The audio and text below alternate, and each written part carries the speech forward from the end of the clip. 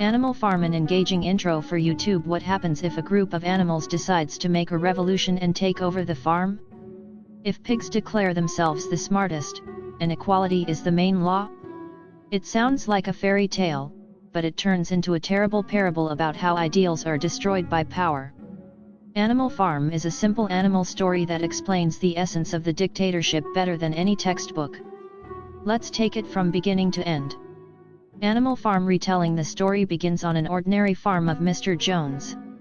The animals live poorly, work hard, and get little food.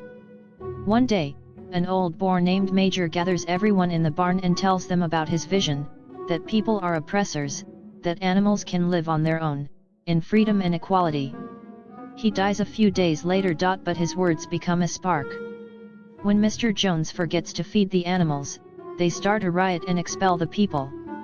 The farm becomes a barnyard. Pigs quickly take control, considering themselves the smartest. The two leaders are Snowball and Napoleon. At first, everything seems honest and bright. Animals accept the 7 commandments, the main one of which is all animals are equal. Snowball is active and dreamy. He suggests building a mill to make the work easier. The animals like this idea. But Napoleon is against it. And one day he decides to remove a competitor. He sets trained dogs on Snowball, and he is forced to flee. From that moment on, Napoleon is the sole ruler. Gradually, the farm turns into a dictatorship. Pigs live in the house, but they tell everyone that it is necessary for the sake of management. The commandments are being imperceptibly rewritten. No animal should sleep in a bed turns into no animal should sleep in a bed with sheets. The animals are being fed worse and worse. But they are told that they need to work for the common good.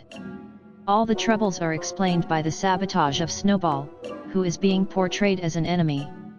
Animals may have doubts, but they have no proof, and pigs always know everything. The most honest and hard-working horse is a boxer. His motto is, "I will work even harder." He sincerely believes Napoleon. But when a boxer gets injured and becomes useless, he is secretly sold to a meat processing plant. The pigs use this money to buy a case of whiskey. The farm is finally turning into a parody of the old oppression. Pigs walk on 2 legs. They wear clothes. They socialize and feast with people.